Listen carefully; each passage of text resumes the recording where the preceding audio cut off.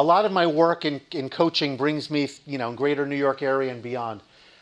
I cannot tell you how many times, even yesterday I was thinking about this, a certain exit of a highway will remind me to call somebody back. You ever have that experience? You're driving, you get off the highway, oh, I need to call so-and-so. Why? How does it come to that? Because the last time I was talking to that guy, I was getting off this exit of the highway, right? Or something like that. Or maybe there's a song playing in your car, and then you hear the song again and it triggers a memory. Has that ever happened to you? Okay, so embedding information, that's the thing I wanted to mention before that I didn't. It's called episodic memory.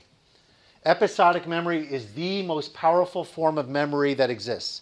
It means memory embedded in an episode. Everybody here, I'm sure, remembers where you were when you heard about the events of 9/11. Where you were, you could probably give me some vivid detail about what happened that morning when you first heard about it. You might not remember what tie you were wearing, but you probably remember where you were, who you first saw, how you learned the information, what your reaction might have been, how you responded first, etc., etc.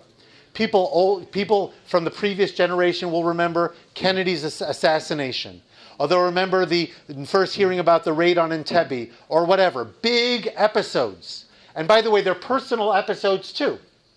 Personal episodes, whether it's a simcha or an injury or whatever. Episodes are great. That's why we, whenever we can, we want to create an environment where the learning is embedded in an episode.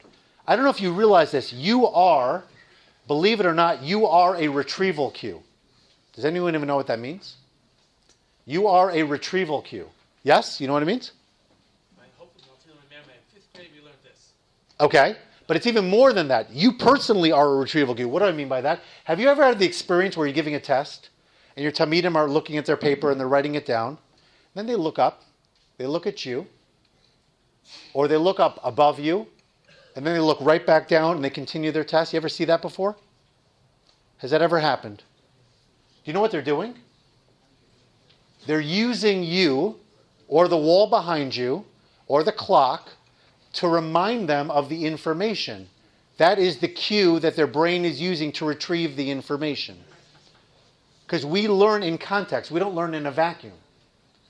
So when you create environments that are engaging, and there's episodes, and there's memory cues, and there's all sorts of things like that, that will trigger information.